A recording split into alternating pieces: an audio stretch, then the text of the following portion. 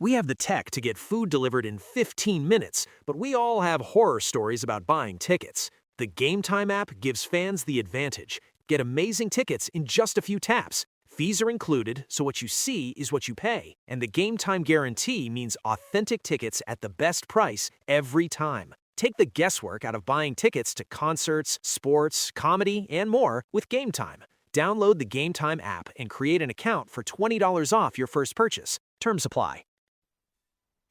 This is VSiN, the sports betting network. Always follow the money. That's what I always say. You always follow the money. Yeah. This is Follow the Money with Mitch Moss and Pauly Howard on VSiN. Yes, here we go. Follow the Money, VSiN, the sports betting network. Big program coming up. In-play soccer as Arsenal tries to move on to the final, the Champions League. 1-0 at halftime. We'll give you the in-play coming up. Hopefully it goes to PKs. That'd be phenomenal. Nick Alberga, the misery in Toronto. What a bizarre press conference in Hire. We'll recap that lottery tonight. And also he thinks Colorado and Minnesota much the best in the NHL. Brian Geltzeiler to talk NBA. Derek Stevens, it's your segment coming up as well. The Tip Jar's open. Pizzeria coming up at 2:45 Pacific. Big program, Dustin. And a big win for the Knicks last night. It's historic. First team in history to win 3 straight playoff games by 25 plus. It was over in the second quarter. The Knicks look awesome. Oh, they looked incredible. Even Bridges with contributions. They're playing the entire bench in the fourth quarter. I will pull back some of these expectations now are on the shoulders of these Knicks because every time we start to believe, they go the other way. Let's be fair about this team throughout the last year. Every time they look like a special team, they come back to the pack. And we'll see how they look in game 2. Something tells me it was 1, New York looking awesome in the matchup, but 2, a lot of concerns about a Philadelphia team coming off of game 7, 1 day of rest, a star in Joel Embiid who can't stop chirping. I got to tell you, for a city that tries to claim its identity as toughness, there's a lot of complaining on social media about foul calls in the game and whether something was dirty after Joel Embiid tried to break Mitchell Robinson's leg a couple of years ago. Right, fair. So the last 4 wins, 16, 29, 51, and 30 points. It's crazy. And now you're laying 7 tomorrow night, an adjusted series price minus 450. Are they playing so well? And then you look at who's playing the other series, and they have issues and warts, that Browns has to make the finals.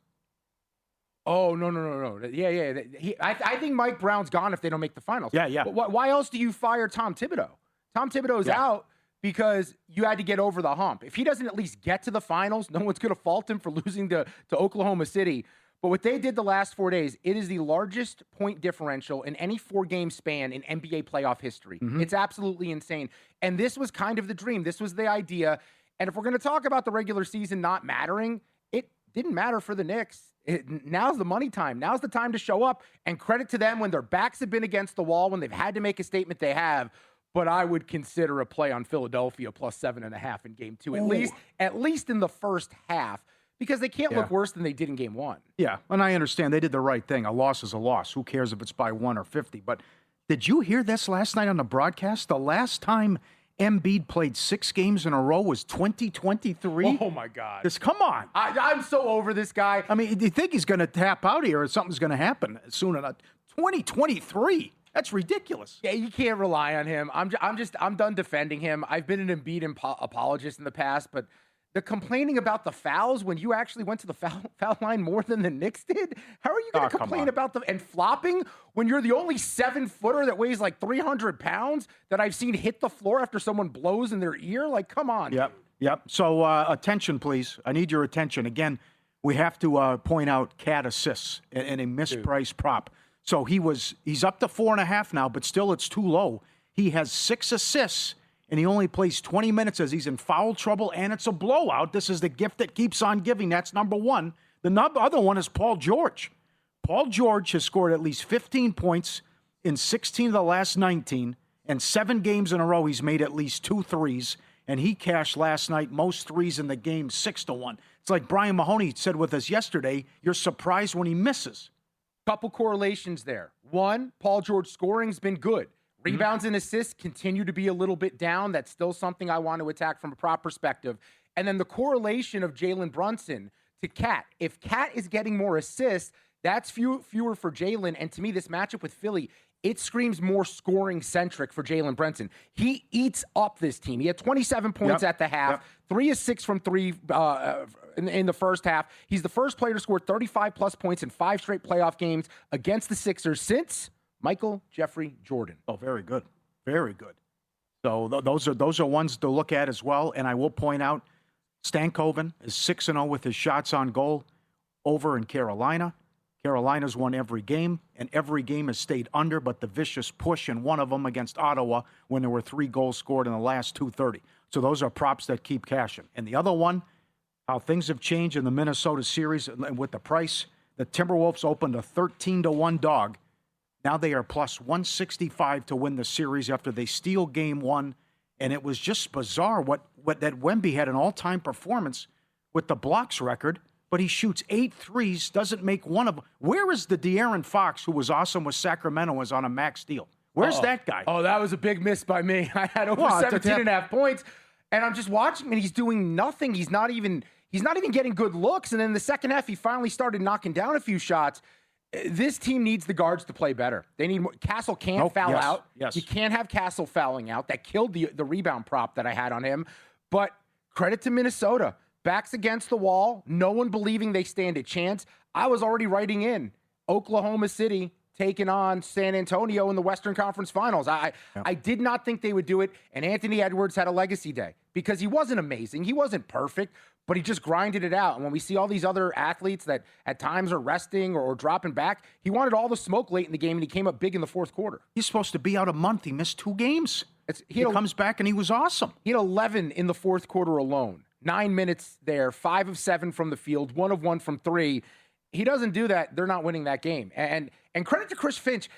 We'll do more on the coaches later, Paul. Yeah, but he's good. I think he might be the most underrated coach in the entire NBA. He's been to a couple Western Conference Finals, and no one ever talks about this guy. Mm-hmm. Do you think the whole series could be an under series? Yes. You loved game 1 under, and it was never a sweat. I think especially as long as Edwards is hampered in some degree, you have to think about the under. Now, if he starts to get going and he looks healthier, sure, the over is possible, but Minnesota can't get into a race with the Spurs right now, and San Antonio doesn't want to ever sniff that style of play. So I love the under in this thing as long as it keeps looking like it is. Like, what would we close? 220 yesterday. Game 2 is going to be what right now? 215.5. It's a little low, but I still think it's playable. They shot 42% from 3 against Portland. They shot 27% from 3 last night. I mean, they were great looks, and then he's still as bad as you played, though, and how Wemby was off offensively and how Fox couldn't make anything. You still got to look at a 3 at the buzzer to win the game. But you have a timeout in your pocket. And I know. There's 9 seconds on the clock when you grab the rebound. Why wouldn't you ensure you get the best possible look? No offense to Julian Champagny, but he's like 3rd on the list of players on the floor at that time. It was a good look. It was. No, it was. But okay. But I'd rather have the ball, maybe Fox driving to the basket. I'd rather Wemby with the way that he has an advantage size-wise, even though he's had a horrible night. I don't know if Champagny's the guy I want shooting that ball, and he's a fine player. Johnson said they weren't organized, and he thought they would be okay and get a good look. That's what he said. But they got a good look, but I understand you want someone else taking the shot. But that's how things have changed in that series. That's nuts. From 13-1 now to plus 165. And would this be the biggest upset in NBA history? Oh, I mean, the Thunder are laying 16 tonight, and this series price is all over the map. So DraftKings opened the Thunder $9. And the total games was 5.5 under minus 190. That's long gone. So then they got up to 4,000. And then, no one's going to lay that. So then they had Laker money come in and think, okay, they upset the Rockets. Why not? And now it's 1,600 on OKC. Take back on the Lakers 9-1. But here you have Ant, who's supposed to be out a month, and he only misses 2 games. And it doesn't look good for Luka. We might not see him. Yeah. But the other thing is, if it was a great story, but with the exception of LeBron, I think a lot of guys in that locker room think successful season. Mm-hmm. Everyone counted us out. Big dogs beat the Rockets. Now we're good. You're right. Because you're going against Dustin, They kept turning the ball over and couldn't score 100 points against the Rockets. Now they're taking on the champs in a nasty. This is not gonna go well. No, you're right. There's a big exhale in that locker room. Look what we did. No one thought we belonged. We took that. Houston stunk. Houston was the issue. It wasn't that the Lakers were amazing. They were fine. They were solid. They were okay. Houston was terrible in that series. Now you take on a team that doesn't make mistakes, that isn't going to shoot themselves in the foot. Yes. And if it's somehow close in the fourth quarter, well, SGA is just going to get to the free throw line and put you out of your misery. Death by 1,000 paper cuts here. I was looking. I haven't bet this one yet. I wanted your thoughts on it. I feel like this number's egregious. Austin Reeves' PRA is set at 30.5. That feels like a high number against this defense for OKC. That's I don't. The other thing is OptAI loves Luke Kennard. Oh, I'm surprised that the OptAI really likes Luke Kennard. I rode that roller coaster last series. It was good, then it wasn't good. It wasn't fun when he had like 2 points at one of the games. OKC minus a game and a half, 780. That's crazy. Minus 2.5 games, minus 320. And they swept them in the regular season. And again, 3 of the games were blowouts. And even when Luka played, they outscored him by 54 points when he was on the floor. And the last time they played, they were up 30, and then both guys got hurt. But this is just – but I do want to ask you, though. Worlds are colliding. The Lakers do get a good whistle. And the Lakers are great for business. Could this be the one time where SGA and OKC finally doesn't get that crazy whistle? If David Stern was still here – no doubt. We're going 6. Yes. We're going 6. Yes. In the end, everything would be right in the world. The Thunder would advance and all that, but – Oklahoma City beat the Lakers in the regular season. Average margin, 29.3. 29.3. But we've never had a team like OKC, small market. When's the last time a small market team went back-to-back? San Antonio? Yeah. I think the NBA, we'll talk about it later. Yeah. I think the NBA does not want OKC to go back-to-back, even though that's good for business. The double. Win game 1 and win the series is $6. It's just nuts, these prices here, and 16 points spread in a second-round game. If the players and coaches tell you game 2 is going to be the opposite of game 1, do we believe them? That's next. Follow the money.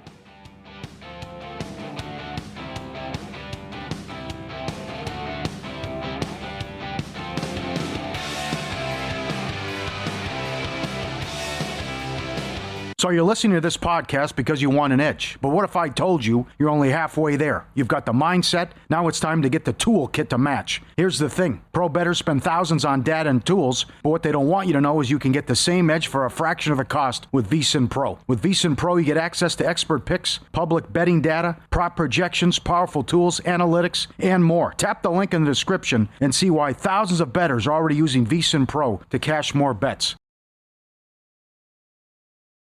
We have the tech to get food delivered in 15 minutes, but we all have horror stories about buying tickets. The Game Time app gives fans the advantage. Get amazing tickets in just a few taps. Fees are included, so what you see is what you pay. And the Game Time guarantee means authentic tickets at the best price every time. Take the guesswork out of buying tickets to concerts, sports, comedy, and more with Game Time. Download the Game Time app and create an account for $20 off your first purchase. Terms apply.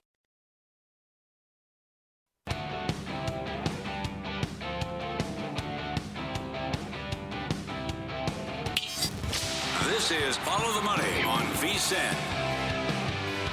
In play, Arsenal, Atletico Madrid, second leg, 1-0 Arsenal, 60th minute, minus 380 in play, draw plus 380, the total 2.5 under minus 220, both teams to score, no minus 170. Winner goes to the final, and the winner take on Bayern Munich PSG, which is tomorrow. This is the exact opposite of Munich and PSG with that first leg last week, which was crazy. You think this is the final score? I think this might be the final score. You're asking the wrong guy. These colors don't run, red, white, and blue. I don't do soccer, but you love soccer. Yes. You've always loved soccer. Yes. Where does it rank for you for betting? Not how much you enjoy watching it. for betting? Where does it rank? It's How up much you there. enjoy it? Did you high know, for you? Yeah, did you know there's a red zone for League One and League Two? I found that was last Saturday. That was crazy on the final day. That's the easiest money that they've ever made selling advertisers. Good God. Yeah, I know. I had no idea. Golzo or Galazzo, however it's pronounced, that is nuts. So this might hold up. This might be the final in under 2.5 minus 220. So only one hockey game tonight. We'll talk to Nick coming up. The travesty going on in Toronto, but the lotteries tonight and game 2, Colorado and Minnesota. Condolences. Chad Andrus was on 2 weeks ago, says he loves it. And then a blizzard on May 5th, I'm out. Absolutely. They got to cancel the watch party. The Rockies game was canceled. Unbelievable that they got a blizzard today in Denver. The science guys are going to come for me, but here's my take on this. I don't believe the months are real. I don't believe there's 12 months in a year. I don't even know what a year constitutes. I think it's all fabricated and made up by someone a long time ago, and then everyone else just followed with them. I'm not sure today's May 5th is the same May 5th as it was a year ago, 10 years ago, 15 years ago. That's why everyone goes, oh, the weather's weird this year. Yeah, because we really don't know how to measure the time, okay? What is time? Anyway, I digress. Very good. Very good. Colorado, $1.95, 6.5 the total. Highest scoring playoff game since 1994, game 1. 5th highest scoring playoff game in history. Every period had 5 goals. A change now with Gustafson's in. Hasn't played since mid-April. That's cause for concern. But every player and coach said, don't expect that to happen again tonight. So the total, you can go over 5.5 minus 180. You can go over 9.5 at Caesars. No. Well, come on. Come on. Why not? We're coming back. Over 9.5 is 7-1 at Caesars if you want to go up and away with that one. But it's 6.5 right now at DK. Colorado trying to take a commanding lead in the series. It's going to be tough to beat these guys 4 or 5 if Minnesota goes down tonight. Sorry. Do you think they are capable of making adjustments and focusing on defense and cleaning up all the mistakes from last game? Like, that is the question here. Well, that's the thing. I don't think it was bad goaltending. And there were only 2 power play goals. So I don't think you just be like, oh, my God, what a horrible... They were good goals, and there was a lot of talent on the ice in just one of those games. Yeah, it's just too much firepower. There's just too many good scorers out there between the two teams. Minnesota's won 4 of 7 against them. Can they take this one? Can they even it up? Do you think that they're a chance here on the old zigzag at plus $1.70? I'm not sure about the goalie change. I'm concerned about the time off there. That would bother me because you got to be in a rhythm. Because remember, he didn't play at all in the first round, which went 6 games. So that's a long layoff, and Wedgwood has been great until what happened in game 1. But I'm not going to put that on him as well. So I mean, over 5.5 minus 190. I mean, this is the other thing is they won't stop calling penalties. How about the Carolina game last night? Each team had 7 power plays. And then it's also not like when you make a goalie change in this series with Minnesota and Colorado. It's not like you're going to be able to sit back and like work yourself into the game. You're probably taking action early. You're probably getting a ton of shots on net early in this game. Colorado's ultra aggressive. So, yeah, I get where I want to take the under, though. I'm not going to. I'm not as big of a hockey guy as you are. Yeah. But the fact that you know the mentality for both teams is because it's not just one team let up 1 million goals. They both let up 1 million goals. So I feel like the mindset has to be we have to take a bigger focus on our defense and make sure it's not as many shots on net in game 2. You can go the alt under as well. And the juice won't kill you either. You can do that. But again, if the coaches and players are telling you that, maybe you got to believe them and go with it. 7.5. Yeah, that's 280. That's too much. But how about the controversy last night? VGK 3-1. Oh, it was icing. Goal scored on a. I saw people trying to do the zoom in about a skate being a slightly over the edge. It's an icing, and more importantly, Anaheim's players, they pulled up on the retreat because they were expecting the whistle and it never came. So all of a sudden the Knights had numbers and they're able to punch it in. That's fair. How about if you have a wide open net, you shoot the puck? Oh, look, what is he doing? I know. What? It was a gift. It was set up on a platter. He didn't take the goal. He tried to pass it. What was it, going for the highlight instead of just punching it in? I didn't understand what he had a better look than the guy coming across the front of the crease. Yeah. That made no sense to me to give up that open look where all you got to do is fire it as hard as you can. The entire net's open your way. Yeah. I do think, though, and I didn't give the Flyers a shot, Caesars had 4,000 up on adjusted series price on Carolina. It's 2-0. They got outplayed in 4,000. overtime. Yeah. So that you go from $330 to $6 to $4,000. It's $1,600 at DraftKings. I mean, we still got a long ways to go here, but I will say if Anderson continues to play like this, good luck. They just weren't ready to play and had a bad 5 minutes, and the Flyers jumped on them and then did nothing, couldn't score the rest of the game. This team just find ways to win, and Stankoven getting it done every game, and what Hall did. So, and the other thing, too, our guy Rich in Canada, that is now, you're up almost 14 units if you bet every game to go to overtime since the playoffs started. How do you feel about Anderson big picture? 36 years old. I'm good with him. 6-0 in the playoffs, 34 saves last night. You trust him in a big spot? Yes, I do. I think they'll win the whole thing if he continues to play like this. He's been that good, and they smother you defensively. They don't give up a lot as well, too. So I think they're going to the Cup for sure. Based on that's the other thing too. The Buffalo story's fantastic, but how about that? 1 of 45 on the power play, with 3 shorthanded goals allowed since April 1st. That's ridiculous. Special teams are weird. Some of the numbers from last night: Carolina, Philly combined 2 of 13 with a man advantage, and then VGK, 14 straight penalty kills for them. 4-0 on Monday. They're 19 out of 20 in the postseason. Wow, the Flyers they were the worst power play in the league, and then they were 1 of 7, only had a couple shots on goal. That can't happen. Okay, game 1 tonight, Cleveland and Detroit. Are you surprised the Pistons are favored? So I'm going to speak out of both sides. I'm surprised they're favored because my anticipation was wanting to take them as a dog. I was coming in with the mindset if Detroit's going to be the underdog, I want them. Now the roles reversed, and so much like when it comes to betting to me is what role are they in?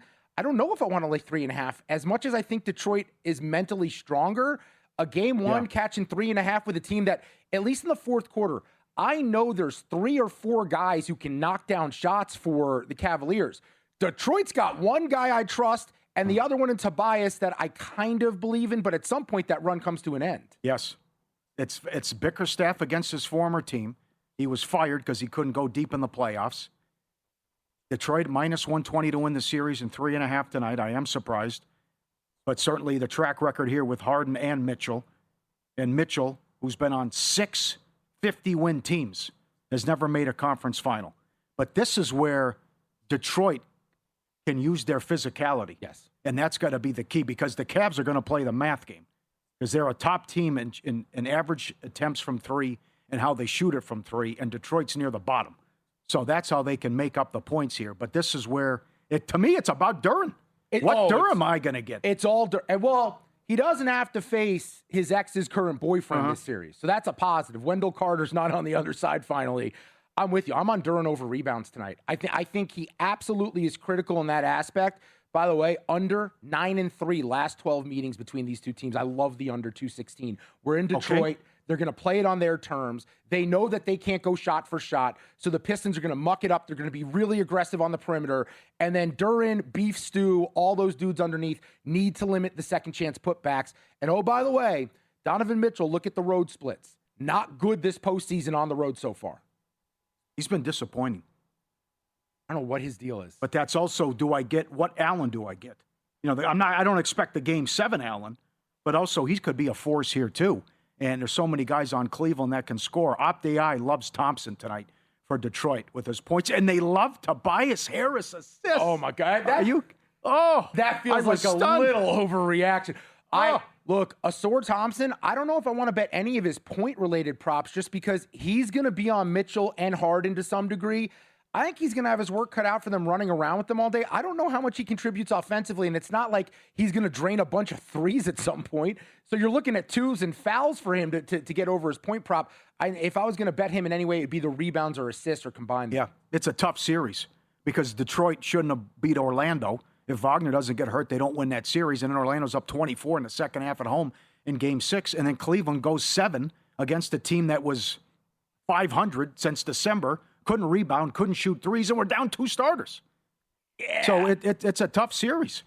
Smarter bets start here, last all year long with VSiN Pro. Get our annual subscription, normally $240 for just $199 when you sign up today. 2 extra months free, 14 months, less than 50 cents a day. Code PRO, VSiN.com/subscribe, code PRO. Brian Geltzeiler up next to talk NBA. He told us 2 weeks ago the biggest key to the playoffs would be the whistle that OKC gets. Does he still feel that way?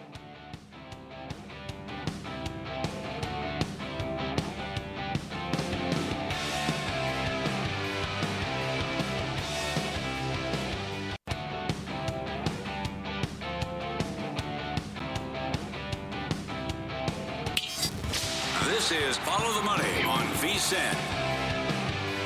1-0 Arsenal, 72nd minute. Jump on that under. All right, Brian Geltzeiler joins us now, SiriusXM NBA Radio at BGeltz NBA on X. He's on the progressive guest line to talk hoops. Fantastic guest. The last time you were on, sir, you said the biggest thing to happen in the playoffs is going to be the whistle that OKC gets. Do you still feel that way, sir? 100%, my man. I think it because I think right now, listen, I think OKC is going to have a pretty easy time here with the Lakers.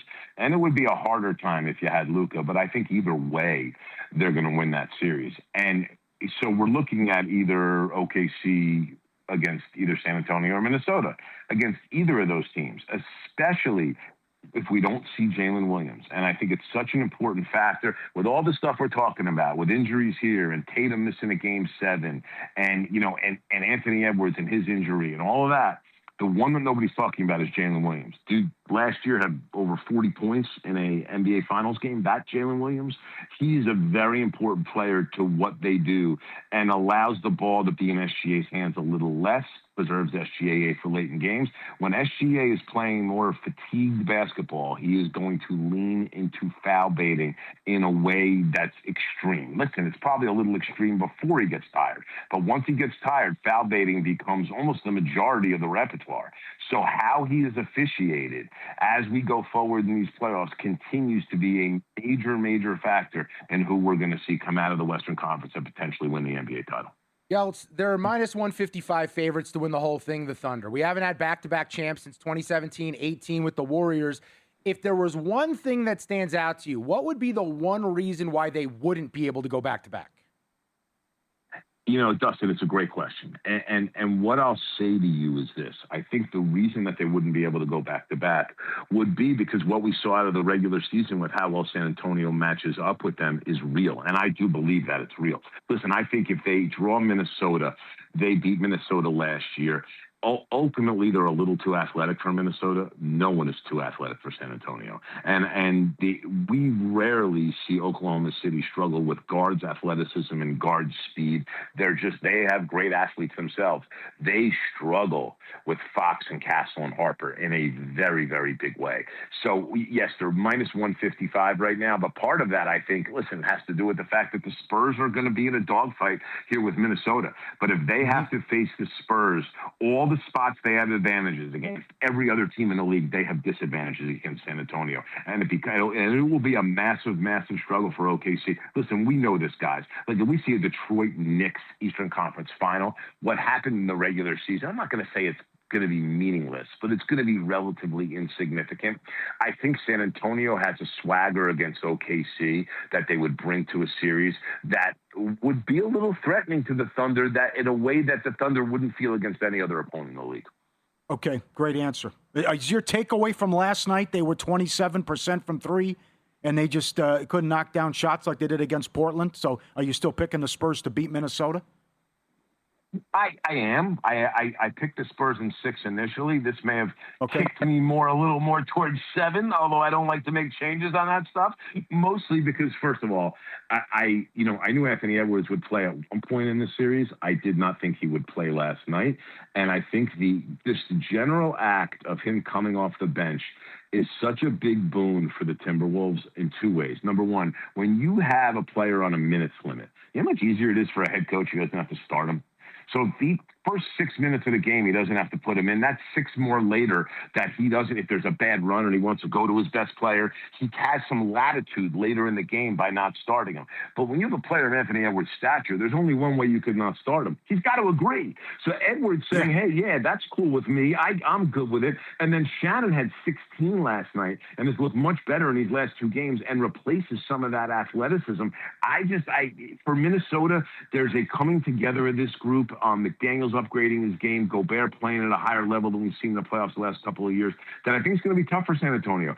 Here's my point about San Antonio. I think that last night was it was not as much about, hey, we missed some shots, more about we were forced to take shots we didn't want to take.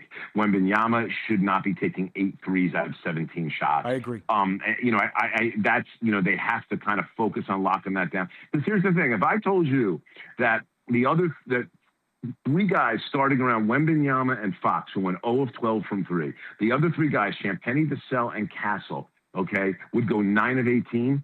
If I just told you that without telling you the other two guys, you'd think they would win the game, right? But they didn't. So the other three starters who were out there to shoot threes went 9 of 18 from three. Wembanyama's got to get closer to the basket. I will say this, though. Listen, 12 blocks is 12 blocks. It was fantastic. Minnesota doesn't care about how many blocks he gets. They're going to challenge him at the rim all game, every game, and do what they can do. Now, they didn't get him in foul trouble last night, but they were still able to win the game. One of these games, they're going to get him in foul trouble. This is a dogfight for the Spurs. This is not a matter of it just a make or miss league. They got to be smarter in how the shots they take, smarter in how they approach things, and we're going to need to see a lot more discipline on both ends of the floor from Victor Wembanyama. Oh, and they're putting it out there to the media, too, making sure the refs are aware. Half of those weren't actually blocks. They were goaltends, so I'm sure it comes back the other way in Game 2. How about the big story from last night, though? The New York Knicks, 137-98 winners over the Sixers. Brian, do you put that more on the New York Knicks are reaching their potential, or Philadelphia was in a tough spot scheduling-wise with the Game 7 on Saturday? Yeah, that's both, Dustin. First of all, Knicks are playing at a very high level right now. You know, the last 4 games with running the offense through Cat and at times Mitchell Robinson at the elbow has unlocked so much for them. People forget very quickly, Jalen Brunson made his bones in this league as an off-ball player playing with Luka. That's Jalen Brunson. And so when the Knicks gave him the ball and put it in his hands, how often do you see him in games getting worn down late? When every half-court possession is running through the elbow, mostly with Towns, and Brunson's playing off the ball, it's so much less wear and tear on him, and he's found out pretty quickly. It's a lot of space when you do that. And he had so much space to work with last night. So there's that part of it for the Knicks. And the other thing is they're not switching as much defensively, which they really needed to do because what McCollum did to Brunson earlier in that series exposed something for the Knicks that they've now gone and covered up. So I think you have to give the Knicks and Mike Brown and his coaching staff a tremendous amount of credit for how they've switched things on the fly and how successful it's been. With all that said, Philly had no legs last night. Philly was coming off. It wasn't even. It was as much emotional as it was physical. The high off going into Boston, beating the Celtics, kind of climbing that ladder and conquering something they hadn't conquered in a long time to be able to beat Boston in a playoff series. But they came out totally and completely fatigued last night. I don't think that's a version of Philadelphia that you're going to see. With all that said, Philadelphia does have a major defensive problem in the series, and that's the fact that with Jalen Brunson there and the Knicks putting their centers in every single offensive action to initiate a possession, with Embiid playing drop coverage, Jalen Brunson's going to kill you. He is going to eat you alive the entire series. It would not surprise me if Brunson gets hot early in Game 2, if we see Philly put Embiid on a non-big. Put him on Hart. I know Hart shot 41% from 3 for the season, but take your chances. Let Embiid play with a foot attached to the paint and let Josh Hart shoot threes, but at least get him out of every on-ball action because that was a big, big thing that was successful for the Knicks last night. 2 minutes left. Game 1 tonight. Who do you like, Detroit and Cleveland, to win the series, as both teams are fortunate to be here, I would say? I agree with you. I like Cleveland in 6 in this series. I think they're the more talented team. What scares me about Detroit is some things got exposed for them offensively. Tobias Harris was terrific in the series, and they still barely had enough offense. They don't have that second scorer that can go get their own shot behind Cunningham. And I give Harris a ton of credit. I'm not beating on Harris. He played fantastic. They're going to need that kind of effort from him to beat the Cavs. And listen, they could get that kind of effort from him to beat the Cavs and still not beat the Cavs. The Cavs have so much talent. What I worry a little bit about the Cavs is getting pushed around physically, but I think Toronto kind of forced them to up at the level physically because they were getting out physical in that series, and in the end ended up rolling up their sleeves and fighting at each rim and in the paint in the way that they had to. I think they're going to need a lot more of that against Detroit. Game 1, Lakers Thunder. Thunder lane 15.5, 213.5 is the total. How many games does this series go, Brian? I have to give to me, the greatest player in this era of NBA basketball, the second greatest player that I've ever seen in my life, and a guy that's doing things at the age of 41 we've never seen anybody do in this league ever. And I think we have to step back and appreciate what the hell LeBron James is doing with this group of misfit toys that he's managed to take to the second round. Okay? All right? With all of that said, out of respect to him, I'm going to give him a game and a gentleman's sweep and make it a 5-game series. I just think, listen, even without Jalen Williams, the Lakers are essentially, from a personnel and talent standpoint, they're bringing a knife to a gunfight. And it's unfortunate because I'd like to see it end differently this year for LeBron, because what he's done as a team guy and what he's done in rolling up his sleeves and switching roles on the fly, to me, has been incredibly, incredibly special. And I'd like to see him go as far as he can, but he's running into a big juggernaut here, guys. I just don't see the Lakers being able to hang in this series much at all. Totally agree with you. Great spot as always. Enjoy the games. We'll catch up soon. Appreciate your work. I look forward to it, guys. It's always my pleasure. You guys take care. You got it. He's on the Progressive Guest Line, Brian Geltzeiler at BGeltz NBA on X and SiriusXM NBA Radio. Foul baiting. The fact that someone like him who covers the league that closely is complaining about it feels like it comes back the other way at some point. Win-lose up next. Dustin's guy. You won't believe what this pitcher did in the ticket he cashed. Next, Follow the Money. SiriusXM Channel 158 Visa.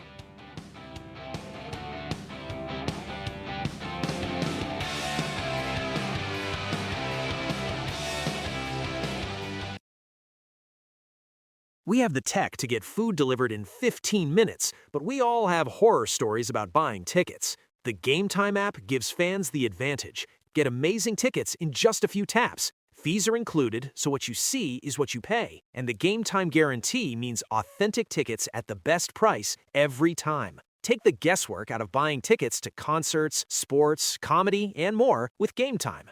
Download the Game Time app and create an account for $20 off your first purchase. Terms apply.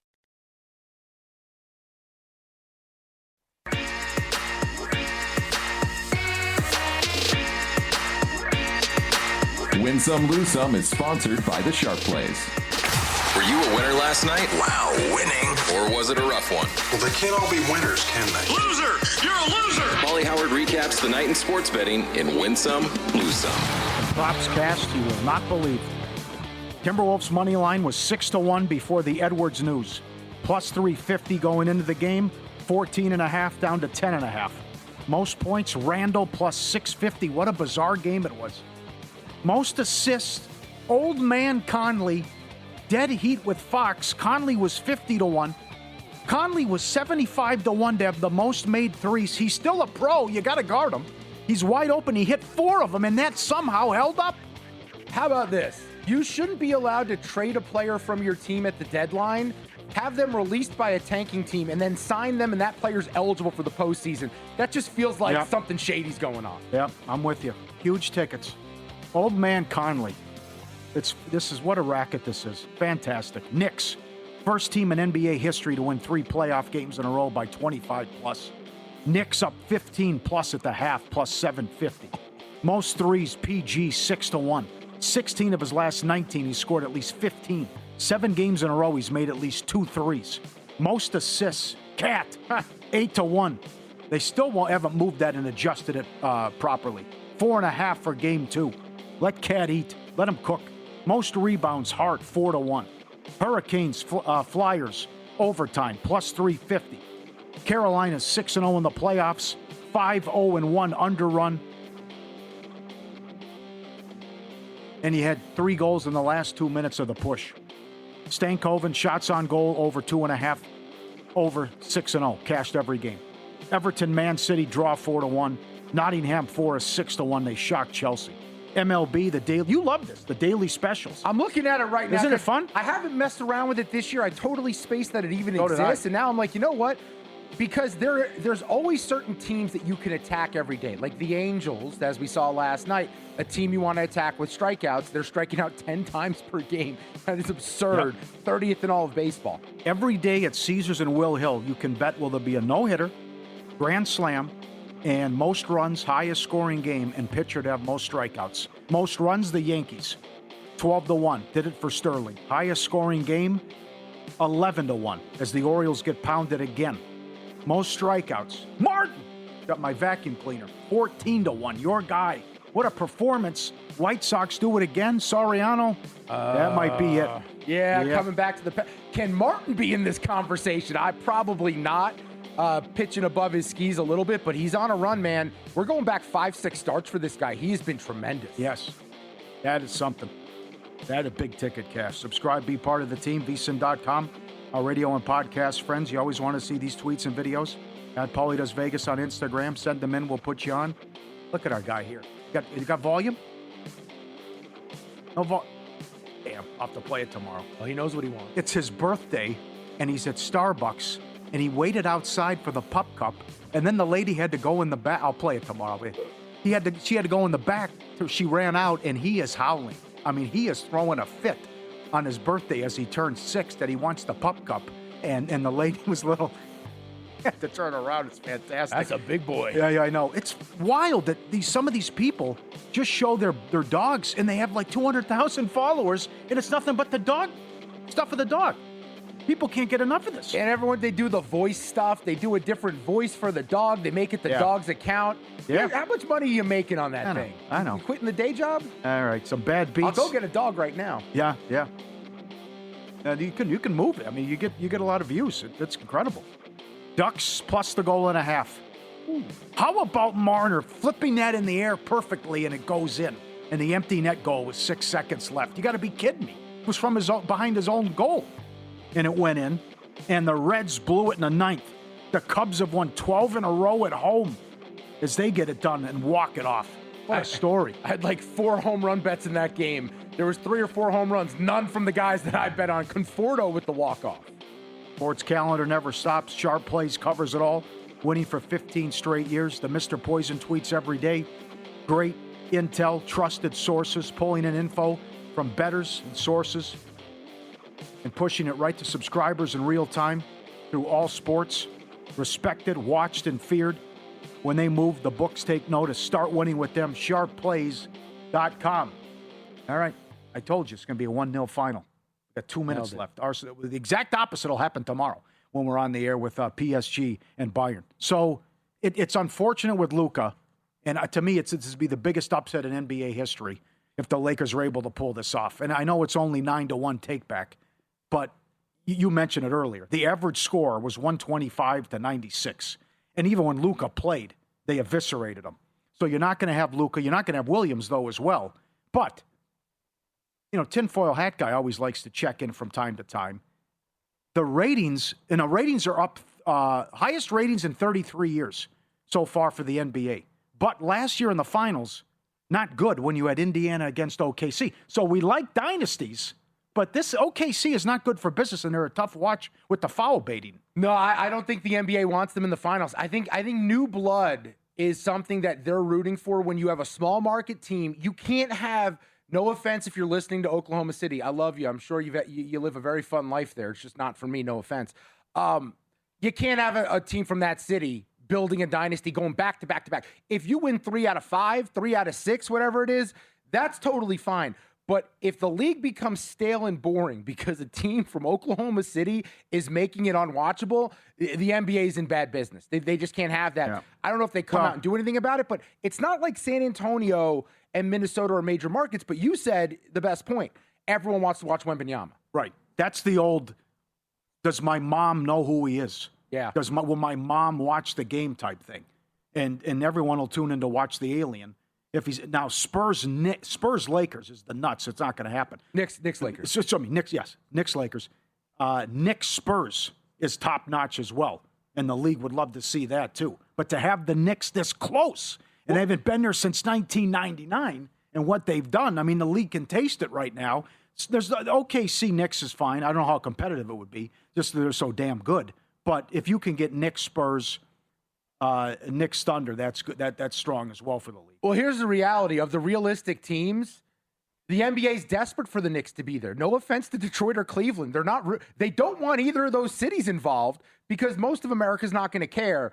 Oklahoma City's there. They at least need a big market team. Maybe that's why the Knicks are priced the way they are, because the market believes in the conspiracy that the biggest market in the world is going to be involved in the finals in some way, shape, or form. Yeah. Because if it's Detroit, Cleveland, either of those against OKC, San Antonio, or Minnesota, it's not doing numbers. Mm-hmm. It's not doing numbers. Yeah. How important do you think Cade Cunningham is? Is he the most important player left? I think if Cade Cunningham wasn't on the Pistons and it was just the rest of this roster, they'd be picking in the lottery. Like, this roster's not good. There's no secondary scoring. He carries the load. He's elite defensively. Cleveland, without James Harden or Donovan Mitchell, if one of them's there, they're fine, right? Philadelphia, without Joel Embiid, still a playoff team. They didn't have him most of the year. Minnesota, they literally won a Game 7 without Anthony Edwards. I seriously think Detroit is a bottom 5 team in the NBA without Cade Cunningham. He's minus $2 to lead the series in points, especially how many shots he's going to take and what Mitchell looked like in the first round. I considered his ladder tonight. I considered it because you feel like playing at home, a little bit of a jolt. I don't think that Cleveland defensively really has an answer for him. And I think he understands that they have to set the tone early. They're laying 3.5. They're the favorites to win the series. They're the 1 seed. They got through Orlando some way. And I think that he knows that he can't mess around here. He has to get going early if they're going to be successful. So I think he goes off. Maybe his first quarter points is the best way to attack him. Uh-huh. He's $5 most assists. Duran's $1.50 most rebounds. Mobley's 3-1. Allen's 5-1. And a fun market most threes. Mitchell's plus 165. Then Duncan Robinson, Harden, and Cade. Where's Max Strus? 11-1. That's an interesting one. He was awesome in Game 1 against Toronto. But that's also because you know the best defenders, right? They're going to be on Harden. They're going to be on Mitchell. That may leave open shots for him. But I mean, there's crazy volatility in betting on a guy like Max Strus. But he's been in big games before and he's come through. Mm-hmm. I don't hate Strus. I don't hate that idea. The rebounding one's tough. I know Duran should get there, but God, he looked so broken last series. And then I'm not so sure about that. And then, I know you got outplayed by Carter. That can't happen. And then you have Mobley and Allen. Like maybe they split so many that they don't end up superseding him to lead the series in rebounds. So I don't think there's anybody else though. It's just those 3. Final 1-0 Arsenal. They go to the championship game against the winner tomorrow of Munich and PSG. It was. Does their coach have frosted tips? Freaky bum time. They might win this and might win the Prem as well. I've been doing this a long time. One of the most bizarre press conferences I've ever seen in Toronto. Nick Alberga up next to recap that, the path that the Maple Leafs are on, and who wins the Stanley Cup. Straight ahead, follow the money.